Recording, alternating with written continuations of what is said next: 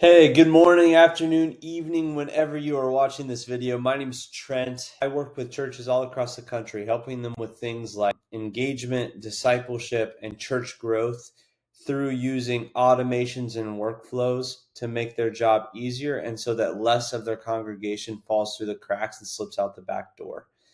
We believe that as important as it is to grow the church wide, it is important to grow the church deep. Why not use every tool that's available, accessible, that's out there to mitigate the loss of that is caused by manual systems or guesswork? So let me set the scene here. We're talking about a church who is, let's say that they're great at getting people to attend their church for the first time. They're great at getting guests to come, whether that's through outreach, social media, word of mouth, whatever it is. So they're seeing 20, 30 new guests come into their doors every single Sunday. And let's even give the benefit of the doubt. That church is seeing 35 to 40% of those people fill out connect cards, saying that they want to be involved in the life of the church.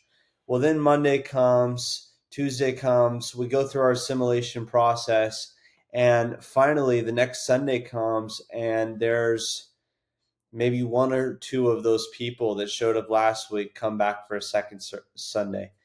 And we're wondering, what the heck? What's going on? Where are we missing the mark? What is going wrong? I'm here to talk about that process and how to make that process better. The famous saying is that we can't, the definition of insanity is to do the same thing over and over, expect different results. And unfortunately, a lot of the times our systems in the church are antiquated and out of date and really just out of touch with what people are looking for in this day and age and what is effective. So the topic of today's video will be how to get more first-time attenders to show up for a second Sunday. Wouldn't we all like more people showing up that second Sunday? Because we all know that's when the buy-in starts to happen for a first-time attender, is that second, third, fourth week of actually getting involved, meeting new people, seeing what the life and the heart of the church is. So we'll kind of just start here. What do we know? We know that people are receptive. Okay, and by the way, I'll link my sources to all this in the description of the video so you guys know I'm not just making up these stats, but 96% of people say that they are at least somewhat likely to attend if a friend invites them. So what's the most effective outreach? What's the most effective way to get people to come to church? Word of mouth. It's not an ad. It's not Instagram, TikTok, whatever. It's word of mouth. Now, what happens with that is if it's limited to your ability as the pastor or the church leader to get your people to invite more people. So the second thing we know is that if one of your members, partners, church attenders attend at least 4 times per month, they are 2 times more likely to invite up to 3 guests. Twice as likely to invite up to 3 guests if they just attend every single day of the month. That shows that they're bought into the vision, the mission of the church. Thirdly, we know that if they actively attend small groups, they're 2 times more likely than even these people to invite people than Sunday-only attenders. So when they get involved into a small group or a life group at your church, they're twice as likely as just regular Sunday attenders to invite people than someone who's just attending on Sunday. And then lastly, we know that members who meet 7 friends in their first 6 months of attending the church are far more likely to stay and to bring others. So we know that we want people to show up every single week. Duh.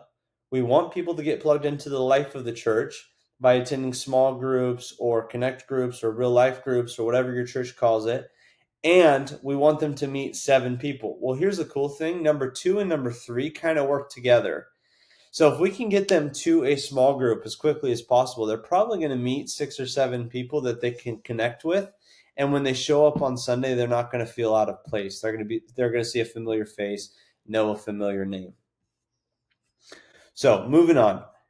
This is the model for what I believe is the old wave of church connection and church engagement, kind of an old way of an assimilation process. And I'm talking mainly about the main portion of the process I'm talking about is from one Sunday to attending on the second Sunday. So the old way is classic connect card, physical connect card. You write it down. The member maybe fills out their information correctly. Maybe the information is legible. We probably will be able to follow the rest of the process, but maybe not if those things aren't clear on the card. So it goes into kind of one or two things is what we're seeing. And either you make a phone call on Monday or Tuesday. Typically Tuesday, let's be honest, most church offices are off on Mondays. So by the time we get to this, get the new connect cards into our CMS or Planning Center's people or whatever, that's Tuesday, and then we make a personal phone call. Well, what happens when we make a personal phone call? They either answer, awesome, it's a great personal touch that's effective. But if they don't answer, that's just kind of the end of our workflow, right? We don't have a great system for calling again or following up or whatever. The second potential is sending an automated email. An automated email that feels generic, that feels like every first-time guest gets this email. We also know that automated emails have about a 12% open rate, right? So 12% of the people you send the email to open it saying, hey, thank you so much for attending our church last Sunday. It was great to see you. Here's some more information. Here's a link to our website, meet our pastor, meet our staff, whatever. They open it, end of workflow. There's no follow-up. There's no next step. There's no call to action. It's just a basic touch point that, if we're being honest, isn't very effective. So, and then there's what I would consider the new wave.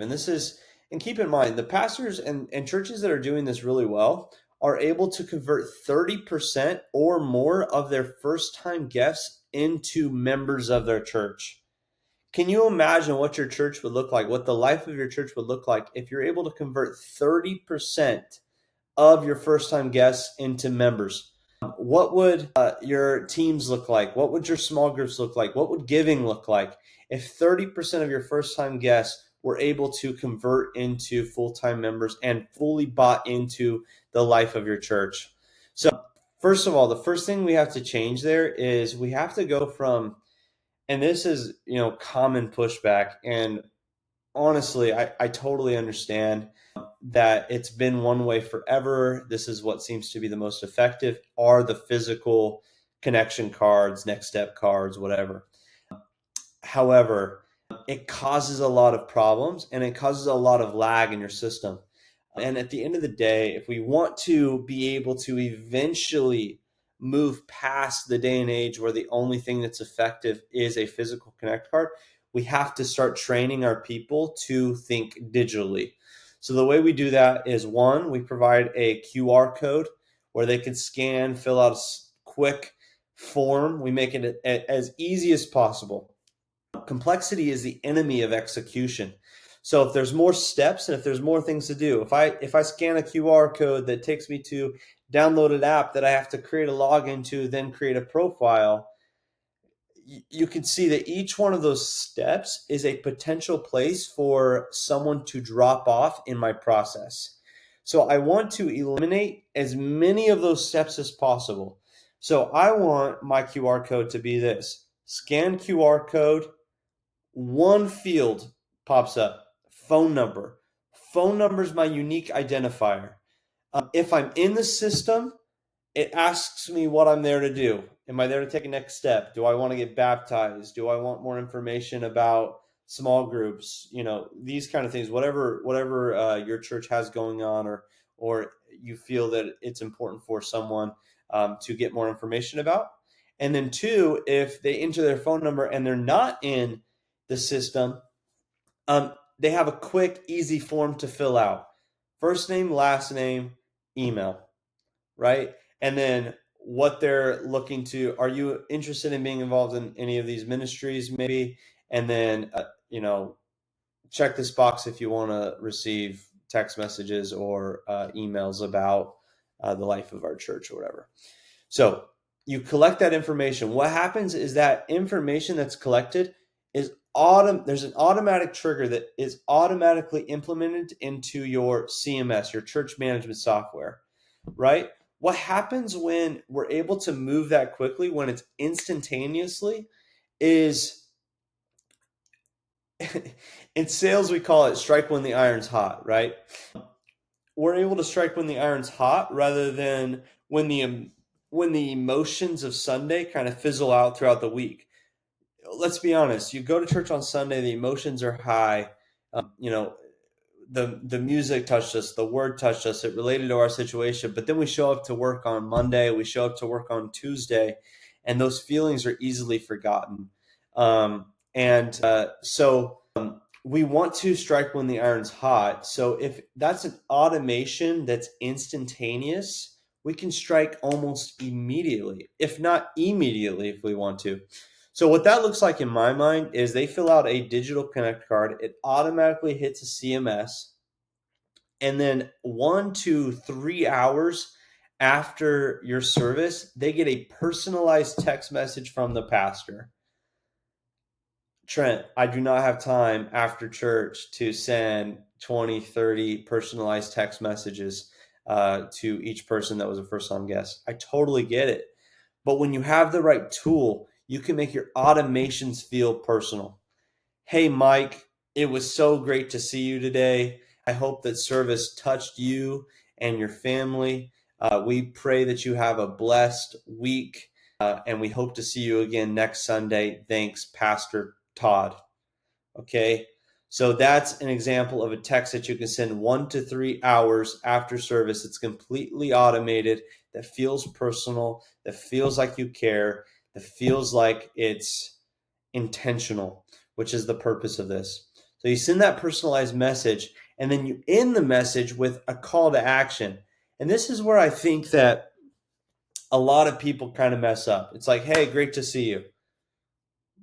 Thanks. Awesome. It was good to see you too. It was great to be here. And that's kind of the end of it, right? Kind of like the old wave versus the new wave. Versus the call to action could be something like,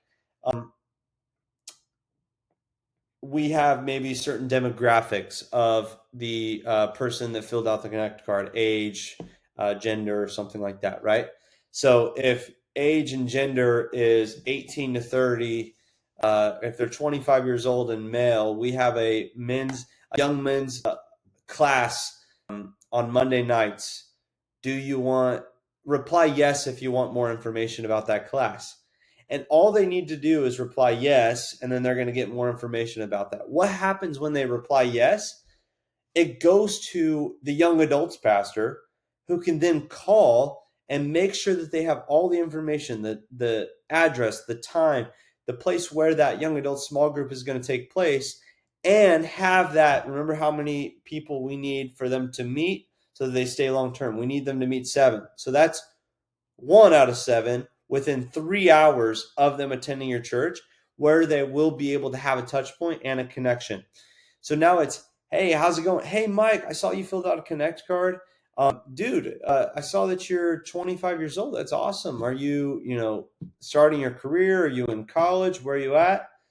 Yeah, I'm in college. Dude, that's awesome. We actually have a men's small group for people our age, dude. Tomorrow night, you should come through. And now it's personal. It feels a little bit more connected, and it's more effective.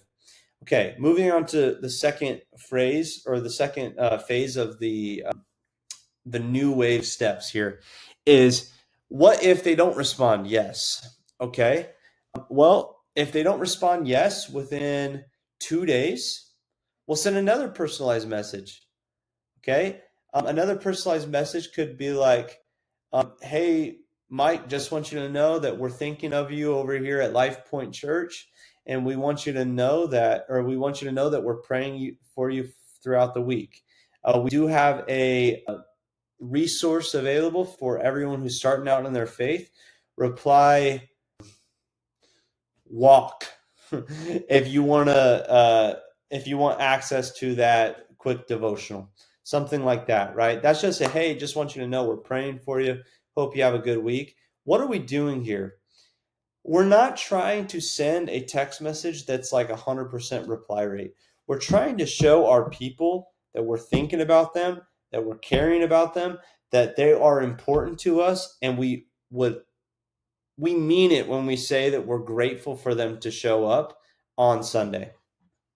Okay, and notice how I threw in a call to action. Reply walk to get access to our new First Steps devotional, or whatever you guys call it.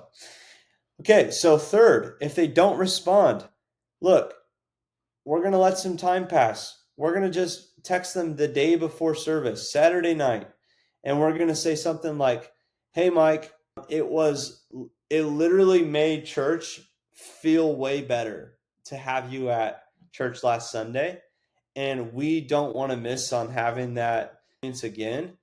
Reply, save if you want me to save you a seat tomorrow for church, and we'll make sure you get the VIP experience. Dude, like imagine, put yourself in the shoes of the first time guests. If this was the process, if this is what it felt like to be a part of your community, it was so great to see you was the first step. Hey, just want you to know we're praying for you this week. And lastly, hey, I want to treat you like a VIP. Text me back, save, and I will save you a seat tomorrow for Sunday. Dude, guys, if you're a simulation process, if your week one process doesn't look something like this, you're missing the mark. You're going to be behind the big church down the street because they are doing something like this. This is why they are growing. This is why they're building. And then what happens is we put someone through this process. We get them plugged into the life of the church. They come back the second Sunday, then the third Sunday. Then they start going to a small group. Then they start serving on the welcome team or the worship team or whatever it is. And then guess what? We have a second service process. Same thing, 1 hour after. You made it, second Sunday. That's awesome. Follow up 2 days later if they don't respond. Kind of keep continuing down the process. And then what happens is they start inviting people and you put them through this process. And it's this domino effect of I'm really good at getting my people, my first time guests, to come back a second Sunday. And because they're so bought into the life of this church, they are going to bring people. And then we're going to put them through the process that we're so good at. And the cycle is going to repeat itself, and you're going to start to see church growth. We can't understate the importance of growing the kingdom of God. And my belief is that if a secular company or a secular business has access to top tier resources and CRMs and automations and AI and things like that, and that's helping them be the most effective company, raising their valuation to billions of dollars, then why is the church's systems, processes, softwares so far behind that we are to the point where we are being ineffective? Let's step our game up. If you want to know how, like, I am personally building these systems out for churches, we are designing these systems around what specific churches consider to be a fully engaged member, slipping away, detached from the life of the church. We're figuring out what each individual church considers an engagement marker, whether that's giving, serving on a team, attending an event outside of Sunday. If you're interested in having systems built out for your church to where you are, I hate the word capitalizing, but to where you are taking advantage of every person, man, that sounds bad too. If you want us to build out a process to where we are ensuring that your first time attenders are showing up a second Sunday, click the link below, book a demo with our team, and we will show you how we are doing this for hundreds of churches across the country. Thank you so much for your time. I hope at least I was able to add some value to you today and get you kind of thinking about what this could look like. Maybe I gave you one idea. Maybe the call to action was like, dang, I'm not doing that. So I hope this was helpful. Please like, subscribe. My plan is to put out one of these videos every single week. So like and subscribe. Have a great Sunday. God bless. Talk to you later.